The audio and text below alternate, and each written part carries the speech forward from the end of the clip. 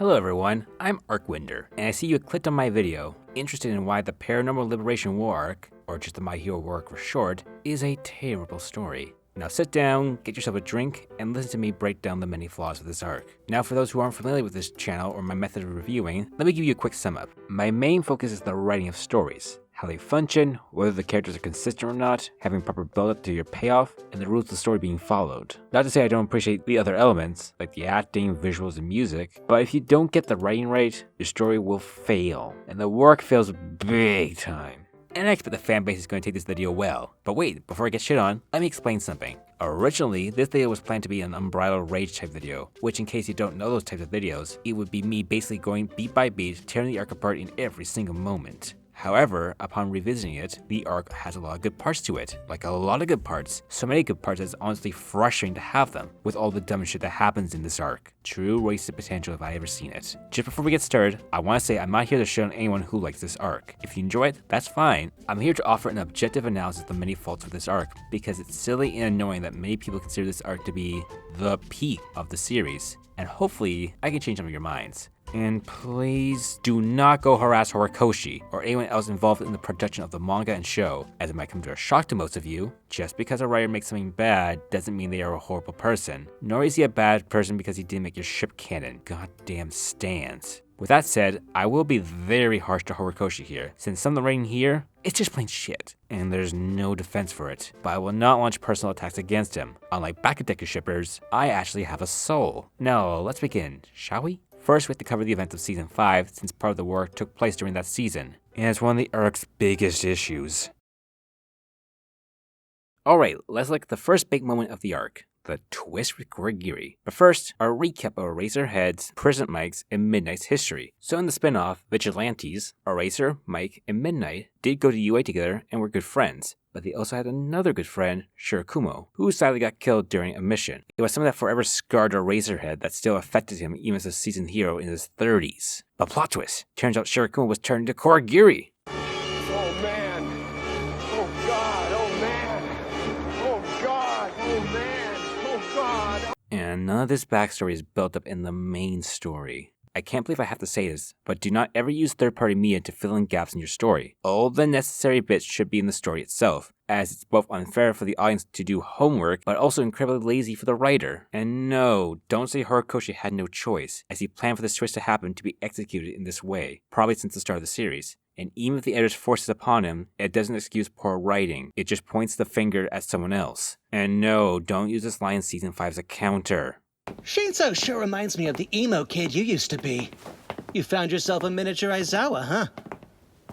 Or is this really about Shirakumo? As it hardly gave us any context. For all we knew, Shirakumo could have been a student Eraser knew, but he failed to save. Not to mention, the rest of the info was info dumped on us while the twist was happening, meaning it was super clunky and forced, rather than just giving slight hints throughout the series, or organically revealing it naturally, like if Eraser told the story of Shirakumo to one of his students. Not to mention, resorting to third-party media can rob the emotional value of a scene, as the emotions intended will likely fall flat because the audience doesn't have an actual connection to what's going on. Well, I felt bad. Okay, but that wasn't because the writing was good. It was either that the moment was so shocking that I got a reaction out of you, or because the VAs did a wonderful job of selling the scene. However, being shocking isn't good writing on its own, and a good shock moment has proper build-up to it, and it's earned. And a good actor doesn't mean a good character or writing. Look at Kylo Ren, who's a mess of a character, played by a wonderful actor. Also, why isn't Midnight here? In Vigilantes, Midnight and Shirakumo kinda had a relationship. They had feelings for each other, which Eraserhead knew about. Not to mention, the four of them were good friends, meaning it makes no sense for why she wouldn't be here. She would be a valuable asset to reach Shirakumo. Regardless, I think Midnight deserves to know what happened to her ex-boyfriend, whom she was close to. It's the right thing to do, you pricks. I mean, it's not that this arc has a hate born towards Midnight, right?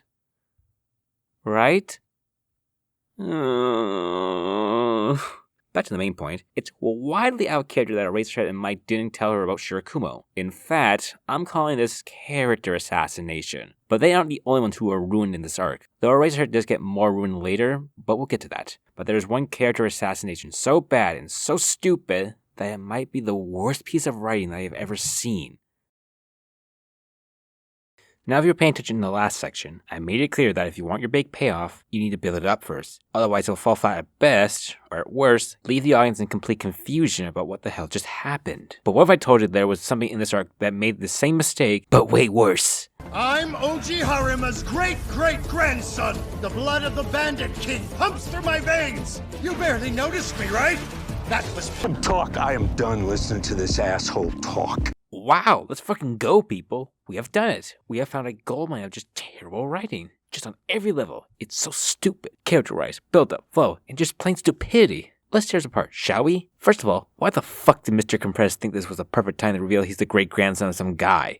You're in an active battle right now. You should be focusing on, giving your comrades time to escape and not belling out your backstory like you're that annoying kid who thinks he's special. As a matter of fact, why do you wait so long to tell this? It is of no concern. For the whole series, Mr. Compressed could have told his backstory in a way that would fit more naturally. He could have said this shit in his intro. There's no reason he wouldn't tell it. Or fuck it, he could have just made a YouTube video and posted it online. And this goes against Mr. Compressed's whole character. He's a douchebag who thinks highly of himself. If Mr. Compressed thought he had something that might make himself look cooler, he would definitely act on it. And don't say he couldn't. What was stopping him? It's not like it would make a difference in terms of being a wanted criminal. Oh yeah, the build-up's also complete shit. There's only one time in the whole series that Mr. Compressed's grandfather was brought up, and it was by a gentle criminal.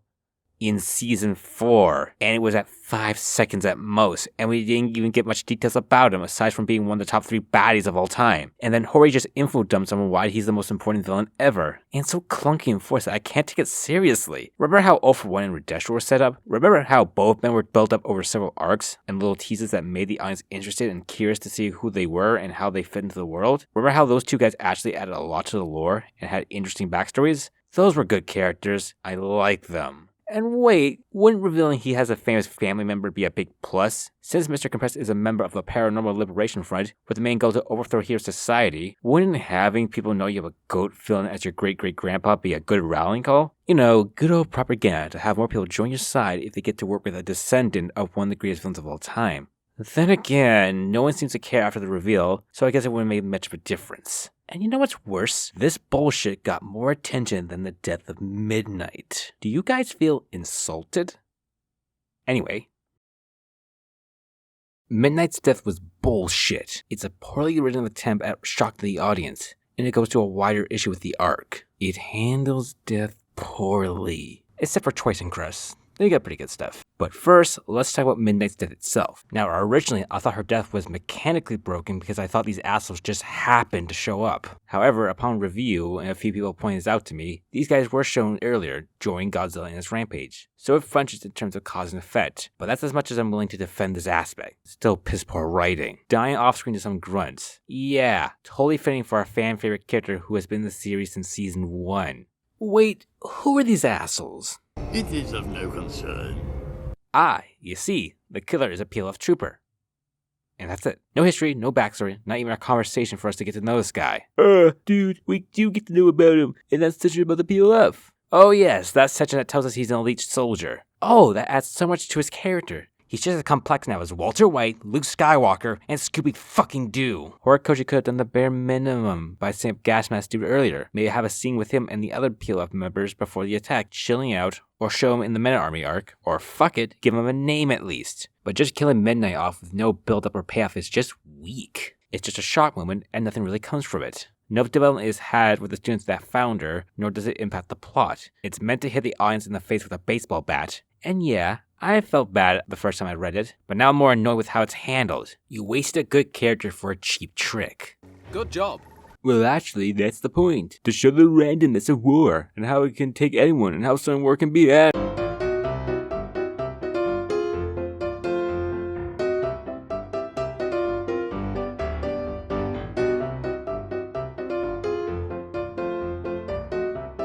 Wake up! Miss Midnight, please! Yeah, if every character who should be dead is somehow alive, then it undermines the whole realistic aspect of war thing. So no, I'm not giving this arc credit for realistic death when so many characters who should be dead aren't. And before you guys say I'm a pushover who doesn't like it when characters he likes dies, let's make it clear. You could have the character go out in a way not fitting of them. You could have still done the off-screen thing if you really wanted to, but you have to explore it and not have it exist for purely shock value. And other stories have done this type of death way better. I'm about to spoil Better Call Saul Season 6. If you don't want to get spoiled, go to this timecode here. In Season 6, Jimmy and Kim spend the first half of the season trying to ruin Howard Hamlin's reputation, Kim's former boss, and Jimmy's brother's former law partner, due to some bitterness they have towards the man. The plan works, and Howard's reputation is ruined. Howard later confronts the two in their home, but neither Kim nor Jimmy admit to what they did. Howard vows to expose both of them, but before he can do anything, Lalo Salamanca shows up. Jimmy and Kim try to get Howard out of there, but sadly, Howard doesn't listen, and he gets shot in the head by Lalo. And after Lalo is dealt with, he and Howard are buried together, with Howard's reputation ruined and everything he built turned to dust. Now, did Howard deserve all these things to happen to him? No. Howard is a good guy, as shown multiple times throughout the series. Even months before he died, even when he was pissed off at Jimmy and Kim, he tried to de-escalate the situation, showing he was a good person at the end of the day. And that's what makes his death so brilliant and tragic. He was a good person, he just made the wrong choices throughout the series. But he did everything he could to help his friends and make amends for his past mistakes. But he became a victim of two people's pettiness towards him, including someone he helped build up. But his death leaves a huge impact, as it broke Jimmy and Kim's relationship, causing Kim to quit the law and leave town, and forcing Jimmy into his Saul persona to deal with the trauma, essentially causing Jimmy's final descent into Saul Goodman, sending him on course to meet Walter White and Jesse Pinkman in Breaking Bad. In Better Call Saul, Howard's death is painful and tragic since we know the years of development with him, his mistakes and him trying to fix them, only to be shot in the head, with everyone thinking he was a drug addict. In My Hero Academia, Midnight's death is simply a shock moment that doesn't do anything in terms of plot, with no change to the characters, and is borderline stupid when we see plenty of heroes and villains alive despite every reason for them to be dead. Basically, what I'm trying to say is that if Horikoshi wanted to make Midnight's death truly tragic, he should have explored it deeply and showed how it affected the students aside from one page, actually have the students talk about it, and have them break down over the trauma of finding one of their teacher's corpses. And if he can't do that, then he could have at least killed more important characters off.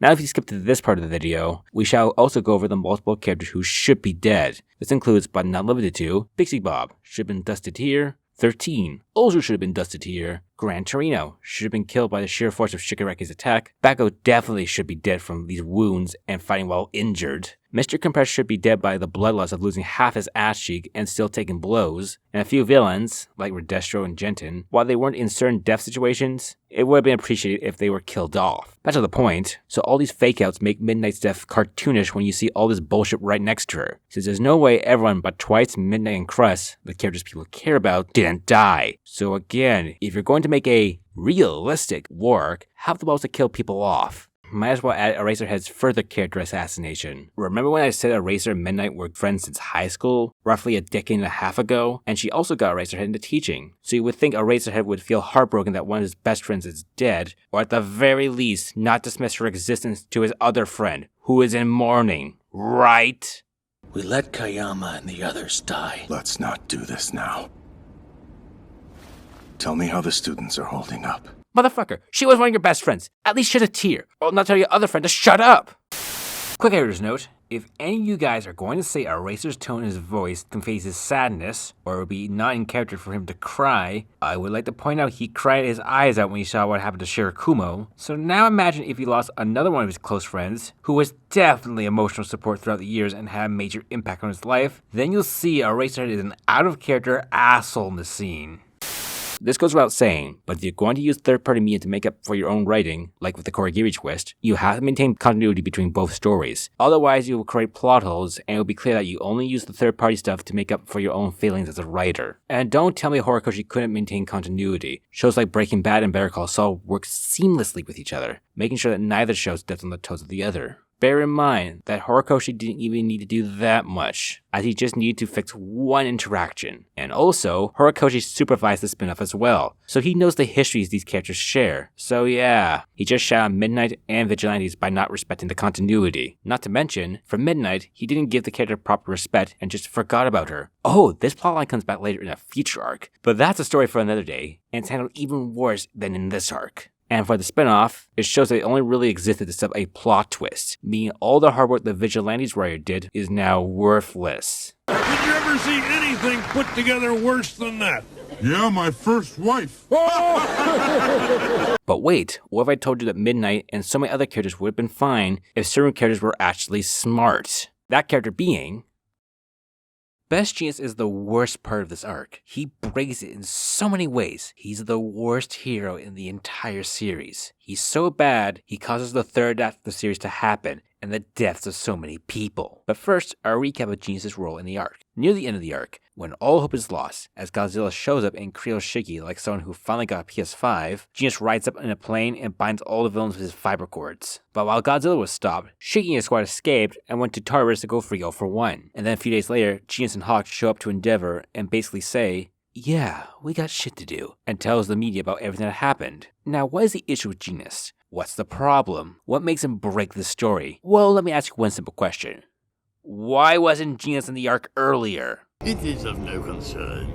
Now, some of you who have been here for a while might remember I made a video about this plot way back in 2021. While production-wise is aged poorly, I still stand by the arguments I made. And upon my revisit of this arc, it's only gotten worse. If Jeanist was in the arc earlier, things would have played out differently. If he was at the mansion, I picked this location since Jeanist would be very good in this situation, since he could knock out a large group of villains easily thanks to his quirk, and basically he would have one-shot everybody. So you might be saying, but dude, what would the difference be if he was there? Well, if he was at the mansion, he could take down most of the PLF troopers, perhaps even capture some, if not all of the higher-ups. Now you might be saying, well, what would have been the difference if that happened? Well, firstly, if that happened, that means Daly would have been captured before he got on Godzilla's back, meaning he doesn't stop calming Woods in Midnight, and Midnight could knock out the beats with her quirk, or at least slowed him down. But wait, if Jeanist captures the PLF forces before Godzilla left, that means Gas Mask Dude, guy who killed Midnight, doesn't leave, meaning he wouldn't have the chance to kill Midnight since he would be bound up by his own fucking coat. Or fuck it, Jeanist could have bound everyone there with the fiber cords. And with Midnight allowed to stop Godzilla, he can't go rampaging through the city, meaning thousands of people don't die. Oh wait, I'm not done. Not only that, Shiggy has no backup to go and save him, leaving him vulnerable to be attacked by Deku and the gang, who could have probably finished Shiggy off, meaning Shiggy is fucked and would die at the hero's hands. And that changes everything in case you don't know. If Shiggy isn't around, he can't break All for One out of jail, so his plan is really fucked. And with that, here's what happened. Lady Nagan doesn't get out of jail, so there goes the sip material. Meaning she doesn't have her battle with Midoriya. Hero society doesn't fall apart due to the high death of the war. Mass numbers of heroes don't quit their jobs because they are hated now. Midoriya doesn't leave UA and becomes homeless for the next arc and goes through hell for a whole month. Oh wait, I'm not done just yet. Thousands of people don't become refugees as their lives are upended by the sun, chaos, and society. Manga spoilers, skip to this time code if you want. Star and Stripe doesn't get involved since Shiggy is dead and All for One is still behind bars.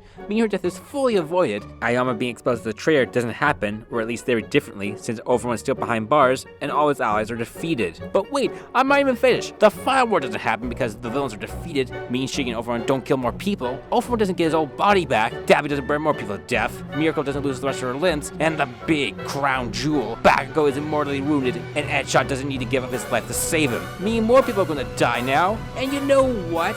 Most of the still could have been avoided if you just chopped Shiggy's head up when he had him bound up right fucking here. Yeah, all these people's deaths are 100% your fault, you fucking dumbass. Guys, hello? I'm really sure this is the best arc of the series. Do you want to die on the hill that this arc is the peak? You do? Okay, let's keep moving on, and I'll convince you otherwise. So now that I've laid out Best Jeanist, the strategic genius, thank you Batman for the term, some of you might have counters to what I said here, so let's go through them, shall we? The Hero Commission didn't want to risk Jeanist's life. He was too important. Yeah, the people who sent teenagers into a war zone are so concerned with human life. And don't tell me it was a big risk factor since Jeanist would have a whole army to back him up. Even if some of the villains got close to him, the other heroes would body those bad guys before they had a chance. He was too injured to go. Considering that Jeanist was willing to get back to work a couple months ago, showing he has made enough of a recovery that he feels like he can do hero work again, I think it's fair to say he would be in better shape 3 months later. The plan as it is was the only way. No, it wasn't. I'll talk about the logistics in a minute, but it's a horrible plan. Here's an alternative. Jeanist comes back into active service right after he has his talk with Hawks. But then an OP villain shows up to wreck shit, but when Jeanist tries to stop the villain, Hawks kills him right in front of the baddie to show his loyalty to the PLF. This death isn't seen by anyone else, so Hawks still has a good image. The PLF baddie escapes and reports back, telling everyone Hawks is on their side. Basically the same objectives are still achieved, but you don't risk Jeanist' life. He wasn't ready. Bruh! Are you going to tell me that Jeanist didn't have shit ready when he had months to plan? And if not him, the commissioner or whoever else was in on it? Shiggy has super durability, so Jeanist wouldn't have killed him. Yes, Shiggy is a sturdy boy in this arc. However, early in the arc, All for One mentioned Shiggy's regeneration is out of whack and was concerned that Shiggy was about to die. Between the blows from One for All and Endeavor's flash fire blast, Tomura's body could fail at any moment, I'm afraid. So it's fair to say Jeanist could have done some damage. Either way, it's stupid for Jeanist not to try and kill Shiggy since that was the mission from the start. And if he can't do that, he could have at least relocated Shiggy to someone else who could have killed him, or at the very least keep him away from the villains. It looked cool. Just because an element is visually appealing doesn't forgive poor writing or just plain dumb shit. Have standards. Hawk said why Jeanist wasn't there. You weren't listening. Oh, really? Well, let's hear Hawk's out. I'm sorry. I'm the one who told the Safety Commission to take drastic measures because the League wouldn't be fooled by a cheap trick. Especially if that crazy doctor got his eyes on you. He suggested that we preserve your body, so they could use you whenever the perfect time came. For a while, you slept in suspended animation, floating in one of their secret facilities. Luckily, I got a chance to sneak in and revive you in time for you to save the day. What did you say? Excuse me, just repeat that. Specifically where? Floating in one of their secret facilities. Oh, okay. So, coming from Hawks' mouth, this is the actual dialogue, not me making shit up. He left Jeanist while he was in a coma, but the villains thought he was dead, in a PLF storage area for several months. I say again, Hawks let Jeanist stay in a PLF storage area for months on end, and Hawks somehow managed to get Jeanist out. Okay, why the hell didn't the PLF try to turn Jeanist into a Nomu, or at least start the process? It is of no concern. Remember, when the PLF got Jeanist' corpse, they were going to attack in 4 months. Logically, even if you can't get Jeanist ready for the war in 4 months, you can at least get a head start on it. Actually, wait, why didn't transfer Jeanist to Dr. Shigiraki's lab? Like, what's the point of storing him at some PLF site when the hospital has tubes that you can store him for good measure, or at the very least, a fucking freezer? And why wouldn't you want to start the process of Jeanist being Nomu'd right away? He would have been broken as hell as a Nomu with several other quirks. Yes, I know Davi said they wanted to save Jeanist's body for the perfect time, but wouldn't the perfect time be, when you're about to go to war with the heroes and you have a secret weapon that they can't counter? Therefore, it would be a great idea to take the body and Nomu it. And Hawks can't do shit because he's a lower ranked member compared to the leaders, so he can't say no if they take the body. Not to mention, even if he complains, what's he gonna do? Criminals have no recourse, and you two, you're criminals. Big time. Yeah, Jimmy's right. What the hell is Hawks gonna do? He, from the PLF's point of view, killed a hero in cold blood and gave his corpse to them. And they can see it was definitely a dirty bastard because Hawks wasn't injured when he gave the body to them. So he's a criminal in their eyes who has betrayed the heroes. And there's no way the PLF would go against their own, especially one of their highest ranking members. Therefore, Jeanist' body is good as theirs, meaning that if they stole his body, the final battle in the arc would have gone differently, since if he didn't show up, all of the good guys would have been dead, including Midoriya. It might have changed the series' ending a little bit, wouldn't you say? Or hell, if they managed to turn Jeanist into a Nomu, more heroes would have died since Jeanist could have killed him in 5 seconds. I mean, this whole plan is fundamentally pretty fucking stupid. Good job. How the fuck did you think this was a good idea, Hawks? And this also doesn't explain shit. Hawks says he got Jeanist out just in time, which doesn't give us an exact time frame. If you're going to tell me it was the same day or the day before the battle, then I call bullshit. Now, I'm no doctor, but I would assume being brought back from the dead would put someone in a funky state for a while, where even moving your arm might be an issue. Jeanist mentions that the surgery took a toll on his body, so if I was being charitable, it can be interpreted that Jeanist hasn't recovered yet. So it's fair to say Jeanist was brought back to life a week or 2 before the war. Though I would argue it's not much different than his peak performance, since he was holding down a kaiju for a while and was strangling these idiots while he was extremely tired and weak. And if you're going to say the surgeons are just that good, we know nothing of the surgery aside from putting someone in a death-like state, which the closest thing I could find IRL was suspended animation, which will kill someone if they are in it for more than 5 minutes. So be happy I'm being this nice to it with the little info we have. So best case, Jeanist was brought back to life a week or 2 before the attack to allow him enough time to recover. It's also possible Hawk's rescuing of the body could have been days or weeks before the revival, but let's be charitable again and say Hawks got the body back and then later in the day, Jeanist' surgery began. So in the time before the war, the commission didn't get shit ready for Jeanist in that time frame they had? But you just said he was injured. Yeah, but counterpoint. The commission would have still forced Jeanist onto the front lines if he was able-bodied, which they would have known days before the war, giving them plenty of time to prepare. And if you're going to say the commission would never put a weakened man at the front lines, do I have to bring up the child soldiers again? And how the fuck did Hawks even get the body out of the storage area? Wouldn't they have guards? Or at the very least, someone looking at the cameras who might wonder why the number 2 hero is dragging out the number 3 hero's corpse out of the area? Wouldn't anyone check on the body during that time? Wouldn't any of these likely events expose Hawks as the traitor? It is of no concern. And if you're going to tell me that Hawks has agents to help him, well, we're going to get to that in a moment. I don't really have any fixes for this aspect aside from starting back from scratch, since there's no way to make this aspect work without creating massive holes in the story. All I can say is that these idiots are responsible for everything bad in this arc. You're an insane, degenerate piece of filth, and you deserve to die.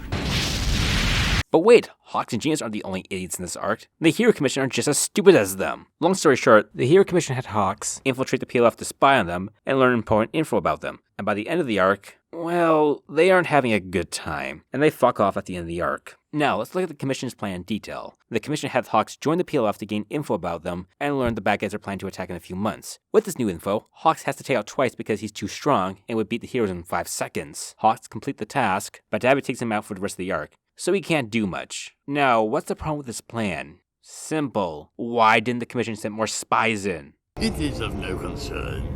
Imagine they had a bunch of their own guys in the PLF when the attack happened. They could have ordered 66 everyone and killed the high-ranking villains before they had a chance to escape, or delayed them enough that they can't reach Godzilla, or stop twice from saving his friends. Those options would have done something, since if Dabby and Mr. Compressed weren't on Godzilla's back, they wouldn't have stopped Midnight from knocking out their discount kaiju. Might have changed the plot a little. Again. And don't tell me because they don't want to risk being exposed by sending more heroes in. You don't need to send heroes. The Commission could have just sent agents that posed as regular people or villains, which could have helped them blend in well. And if they don't have those types of agents, which raises so many questions, just kidnap some randos or baddies and brainwash them. And don't tell me they would be above this tactic, since they were okay with sending teenagers into a war zone. Which, by the way, was a part of their plan months ahead of time. So you can't say this was a last-minute choice they didn't want to make. Not to mention, they ordered Nagan to kill villains without fair trial. These people are pure evil, and they are not above anything. And don't tell me they don't have brainwashers. Are you going to tell me an evil government group whose main purpose is to keep peace and order through very corrupt means don't have brainwashers? Or fuck it, just brainwash them the OG way. What does this say when Victor Reznov from Call of Duty can do this option and has literally nothing, while the Commission has unlimited resources? And here's the kicker, we do have a character who is a spy for the Commission. There was a dude spying on Dr. Goreki's place, and he helped find the Nomu lab. So that means they do have other agents that aren't heroes. So yeah, 100% they should have had agents disguised as PLF troopers. No, you might argue that there were agents in the PLF, but it was all off screen. But no character even says there were agents that helped them out, except for that one guy in the hospital. And I would believe that if I was an agent in the PLF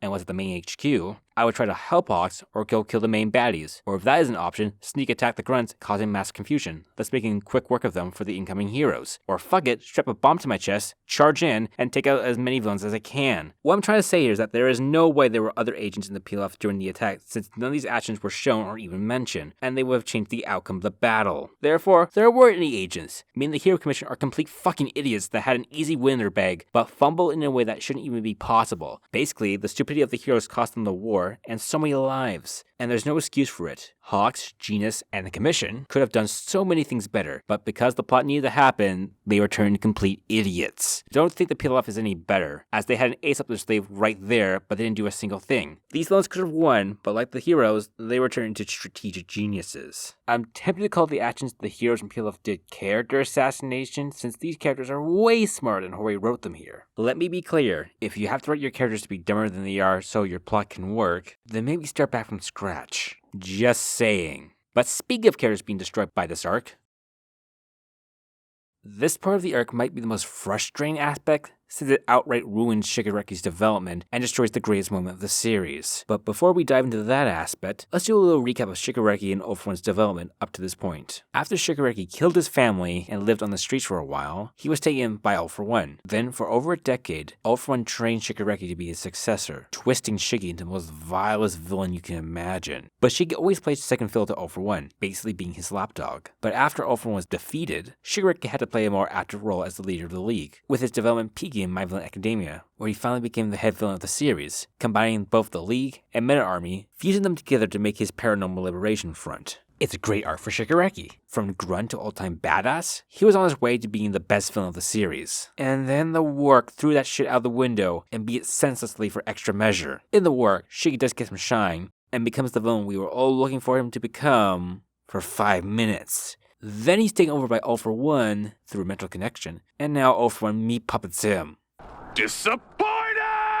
Shigiraki has been destroyed. He's back to where he was at the start of the series, a grunt with no real agency who's under the thumb of All For One. Why would you do this? Why would you take Shiggy, a dude who went through a great character arc and who has been built up as the final boss of the series, then turn around and just have All For One back? And before you tell me he's way stronger now, thus not where he was at the start of the series, strength matters not. If you're still under the thumb of another character, and that guy is basically trying to replace you, I think you lose your street cred. Especially if it's your former boss. But wait, there's more. All For One expected to get caught, so he had Shiggy go through all these experiments so he can take over his body. So basically, all this development meant nothing to begin with, just another part of All For One's plan. Also, I question this bit of dialogue here from Dr. Douche. All For One predicted his demise and decided to entrust everything to his successor. I find this to be out of character for All For One since he's an arrogant, overconfident douchebag who thinks he's better than everyone else, especially One For All users. I don't believe he would think he would lose to any of them. And yes, he got his ass kicked by All Might back in the day, but he believed the USJ no one would kill All Might, so he thought All Might wasn't going to kill him. And we can infer he thought Midoriya was going to be easy to beat from this interaction with All Might. So where does this line come from then? It makes no sense with how All For One has acted throughout the series, especially in his final fight with All Might, where there are plenty of moments where you can infer All For One thinks All Might will lose. Oh yeah, I almost forgot. United States Smash is ruined because the prospect of All For One coming back as the main villain just undoes the moment, since this was meant to be All Might's last great moment. Sealing All For One forever, avenging his master, being a hope to the whole world, and allowing the next generation to thrive and become heroes themselves. All this substance is gone because of this one creative choice. Now is when All Might says, Goodbye, All For One. Has no weight to it because All For One always expected this to happen, so it's not exactly investing or substantive anymore. What I'm basically saying is that United States Smash meant nothing, and now with All For One back, United States Smash is fully undone. When you rewatch that moment, it means nothing now. It's hollow. Horikoshi made the best moment in the series worthless now because he wanted All For One back. Way to go. Oh yeah, speaking of some questionable writing. Alright, this issue is the least bad element here since it's just rushed, though it's still noticeable. Okay, so after the big battle, Midoriya is chilling out with the ghosts of One For All past, and they're asking him if he's willing to kill Shigiraki. And Midoriya gives a whole speech about, yeah, I'll try to save him. And mostly everyone's like, oh, okay. Seriously, guys? Like, you fuckers just saw what Shigiraki did. You are telling me that everyone but 2 users don't have an issue about saving Shigiraki. I can get Nana and the first user. It's in character for them wanting to save Shiggy. Nana being Shigiraki's grandmother, and the first user blaming everything on his brother, All For One. But mostly, everyone else is down. No conflict, no debate, no challenges. No, those 2 users turning away and not saying shit doesn't count. Mostly because acting like toddlers isn't exactly substantive. Bear in mind, I'm okay with Midoriya wanting to save Shigiraki. But this scene is so rushed. There could have been a great scene where we see a diversity of worldviews clashing as they ponder if they should even try to save a villain like Shigiraki. But basically everyone's saying, nah, it'll be fine. And those 2 assholes change their minds pretty easily in the next arc. So yeah, wasted potential. Speaking of wasted potential, Redestro, Gentin, and the Paranormal Liberation Front are some of the biggest missed opportunities in the whole series. These guys could have made a really interesting dynamic that could have challenged the notion of hero society. But first, our recap. Originally, these guys were the Meta Liberation Army, whose mission was to overthrow hero society and establish a new one where everyone can use their powers.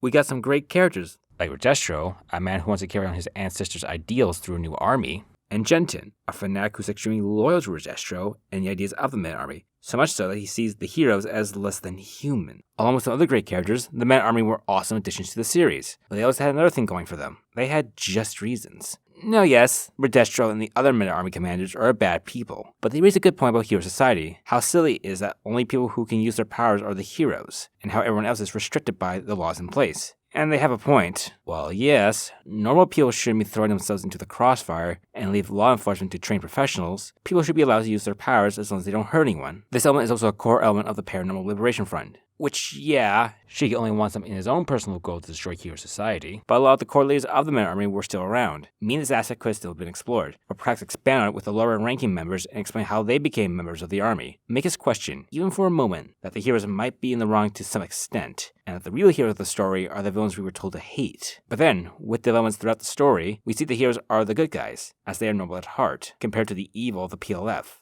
Perhaps society changes. Seeing the PLF were bad guys, but they were right to an extent when it comes to personal freedom. Perhaps this could be a new era for hero society, as the heroes must still do their hard work, but anyone can use their powers just as long as they don't hurt anyone else. But nope, we don't get anything else with the Men Army leaders or the PLF troopers. They are just stormtroopers for the heroes to battle with no real development. And most of the Men Army leaders are gone by the end of the arc. Okay, Skeptic's around, but who cares about Skeptic? I want my angry boy, and I want my icy boy. Now yes, you can blame this series as a whole for not diving into this issue deeper, but you can blame this arc for basically cutting off this plot line and wasting some great characters and interesting story ideas. And yes, the PLF do keep on going, but they are less of an idea to challenge Hero Society's concept and more of All For One's Goon Squad. Just a complete waste of what could have been a great antagonistic force in the series. What a joke. Now, after that deep dive, you might think I truly hate this arc and think it has nothing redeeming about it. Well, you guys clearly forgot the start of the video where I mentioned I like a lot about this arc, both substantive and surface level stuff that I found neat. So let's go through it, shall we? Miracle was badass. She did steal the show, take on the Nomos on her own. Before this, I just thought of her as a pretty face that wouldn't get much attention. But I was wrong, and no one gets stepped on by her. Wait, what? I like Crust's death. For a minor character, he had some likability, and his death was pretty cool, with him saving Eraserhead. That's why he's the GOAT! The GOAT! Despite the latter barely having any attention throughout the series, I like the combo work of Class A and 1B, showing how both classes, despite their rivalry, they are true heroes who will work together and fight a truly evil force. I do like that scene with everyone chilling out before the big battle. It was wholesome. One last moment of peace before the war happens. Twice had a great send-off, with his character being built well throughout the whole series, as you got to know him and see him bond with the League, especially Toga, how they grew closer together to be best of friends. Oh yeah, Toga also has some good stuff too, with her dealing with Twice's death and her battle with Uraraka, challenging the hero on her beliefs, but Uraraka remaining firm that she will challenge Toga and will fight her no matter what. I also like Davi's interaction with Endeavor. Though an unexpected twist, it was a great payoff to see the embodiment of Endeavor's mistakes finally reaching him and breaking the hero down. I do like the speech with Midoriya and the other One For All users. Despite the issues with the scene's pacing and the other One For All users being mostly A-okay with saving Shiki, the speech is in character for Midoriya, and I also find it in character for Midoriya to leave UA to protect his classmates, and that gave us the great Vigilante Deku arc. Shiki as the top heroes was also dope, as the same with Midoriya as Shiki. Seeing all these powerhouses duking it out, it was an incredible battle with tight action between all the characters and some epic moments like Midoriya using One For All at full power multiple times. Yes! Hell yeah! That was so epic! Yes! Sorry, I lost control there. And despite having many issues, I do like the idea of a teacher trusting one of their students with an important task as their final words to them. Kind of the ultimate sign of trust between student and master. However, I think Eraserhead would have worked better here since there's more development between him and Momo. Or have Momo and Midnight develop a relationship before this arc. And that's about it. I did try to like this arc. I really did. As there is plenty in this arc that I can point to as good, but there's also plenty of garbage. The proof just because something is popular doesn't mean it's good. And if you guys are going to call me a hater, just know that I only think 2 arcs in the series are outright terrible. This arc and the final arc. Every other arc is at least a 6 out of 10. So overall, it is a good series, but it does have some real dipping points. This arc is proof of that claim, and the final arc. But we'll get to that eventually. Believe that. But now for the moment of truth. Final score?